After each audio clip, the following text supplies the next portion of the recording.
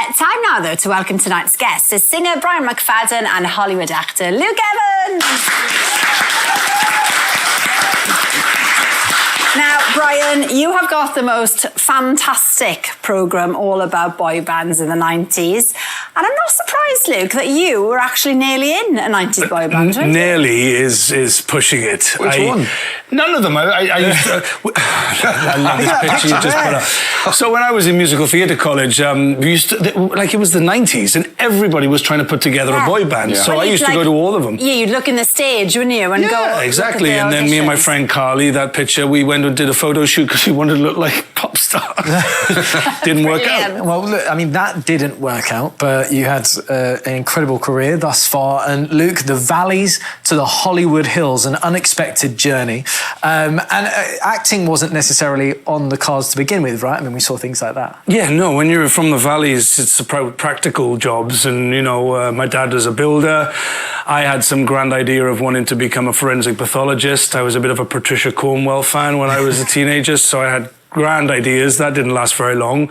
But I always loved to sing, but I never really thought it could be a job, a living.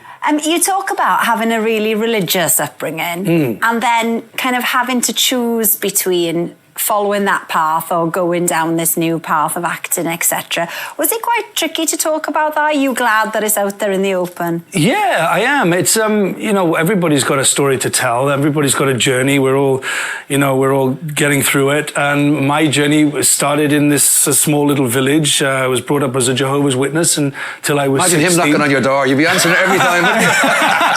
Come on in, come on. I'd be very successful now. Come on, tell me all about it. You know, Swooning. I didn't, and then it wasn't it wasn't my life. I knew I wanted to do something different, and it was a very difficult decision to make. And I was very young when I made it, and left home at 16. My poor parents didn't know what was happening, but. You know, it worked out. Yeah. You know, some of the stories that you tell in the book, I mean, it's incredible, you know, moving to London at such a young age. Yeah. And the one that we are waiting with bated breath to ask you about. Go on. What bed did you sell to the Beckhams? And how did this even happen? Well, I worked in a very famous department store in London, and we're all waiting when you're a Christmas temp, and they just tell you where you're going to work. And I was hoping for like the ground floor with all the perfumes and the aftershaves, and I got bedroom furniture, and I was furious. It was the most. And they put me in the nursery section when I arrived. I was like, this is going to be awful. Yeah. And slowly I moved up to like the normal beds area. I mean, it was so unglamorous. And then one day, David Beckham and Victoria Adams walked in. They weren't married, but they were called Posh Becks at the time. Oh, and my gosh. I looked at them, I was like, and I looked at my manager, and she was like, go on then. And I was like, hello. Are you looking for a bed? And I sold them the most expensive bed in the room. What was it like? Was it a water bed? Was it a four-poster? 300 layers. Did they lie on it with shoes off? I think they had a bit of a test, yeah. Did they? Yeah. I think it may have been their first bed. Yeah. Bed? Wow. Say no more. Say no more. We talked quickly about your parents, David and Yvonne, always super supportive. But your dad, David, he loves being on set with you, doesn't he? Yeah, it's just a fascinating world for anybody. You come to a film set, there's so much going on, you know, there's hundreds of people all milling around, and then when they shout action, everything goes silent. My dad's fascinated by it, and when he comes to set, he's there. My mother couldn't care less. She's at the catering table and then in the trailer, but my dad loves to be on set, to the point where, you know, I've put him in a few of my films over the years. Oh, that's really nice. How many films has he been in? I think he's been in about 4 now, maybe. There he is, having makeup. So this is my dad, dressed up as an extra for The Hobbit. Peter Jackson asked him, well, he said, would your dad like to be one of the extras in Lake Town, which is where my character lived? Yeah, and I said, yeah, I'm sure he'd love that. So we put him in a Gandalf spare wig and beard.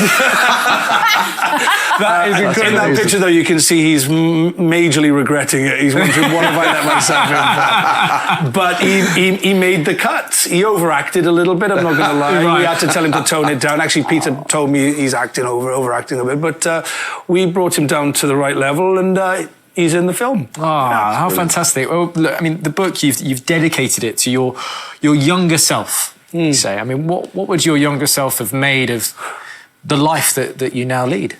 I mean, the reason why it says my unexpected journey is because none of this was planned. None of it wasn't supposed to happen to me. And I'm very grateful for it all the way.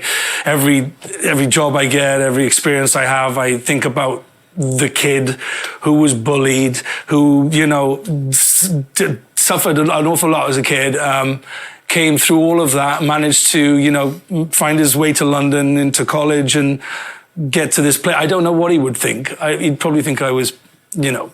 I'd say he'd be delighted, in fairness. Yeah, whether he'd believe it is another thing. It's a long and winding road, but, you know, I'm only halfway through. Yeah. Of course. You know, it's like, it's a memoir, not an autobiography. Yeah, of course. Gosh, I can really relate to it, Luke, where you're coming from. Right. Luke's book, Boy from the Valleys, is out now. Yeah, really incredible. John completed his challenge.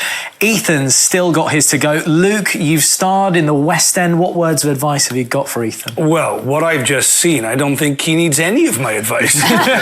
He looks absolutely ready to go out there and smash it. Ethan, just remember, when you walk on that stage, you are the greatest showman of all time. And just enjoy every bit such nice of it. advice. I know. I honestly, I've got butterflies for him, but I'm excited to see how it all unfolds. Well, that is all we've got time for tonight. Thank you so much to both of you. You've been lovely guests. It's been wonderful.